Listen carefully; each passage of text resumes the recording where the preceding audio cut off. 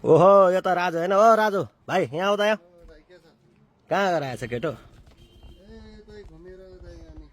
टिपसिप कति छ त नि के छ आम्दानी छैन भाइ छैन के टिप हुनु म बिहानै निस्केको हेर तिमीले भने ठिक रहेछ मैले जम्मा 500 रुपियाँ कमाएँ बिहानै निस्केको गाह्रो पो रहेछ अहिले यङ्गोले गर्दा त खतम रहेछ टिप त अनि तिमी के अनि विदेश त अस्ति जान्छु भन्छ किन नगा त अनि ए पासपोर्ट र 1.5 लाख पैसा बोजाएको त पैसा खाएर कता गयो कता भागे जस्तो छ के मेन पावरमा पैसा बोजाएको अब के जस्तो छ दाइ अब के गर्नु गाह्रो छ मलाई ए अब के गर्छ त भाइ अब के गर्छ त अब विदेश त अब के जानु भाइ अब पैसा अब खान्छ कि राम्रो मान्छे पक्रेर जानु पर्यो नभए यसो गर न एक गाडी चलाऊ मैले पनि ड्राइभर पाएन तिमीले छोडेपछि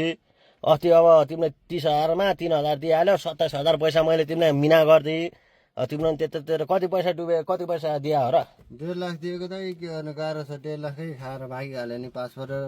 1.5 लाख पैसा बोजाएको मेन पावरमा कहाँ गयो कहाँ छैन मान्छे अहिले बेपत्ता ल ठिक छ भोलि मेरो घरमा बिहानै लिन आऊ गाडी आज म लगेर राखिदिन्छु अब पानी पनि पर्न लाग्छ के चलाउनु 500 रुपियाँ पैसा कमायो ल भोलि लिन आऊ है त गाडी बिहान त्यो 27,000 मैले परेन तिमीलाई मैले मिना गरिदिएँ त्यो 27,000 ल जाऊ भोलि आऊ हुन्छ ल त्यसो भए म भोलि बिहान आउँछु अहिले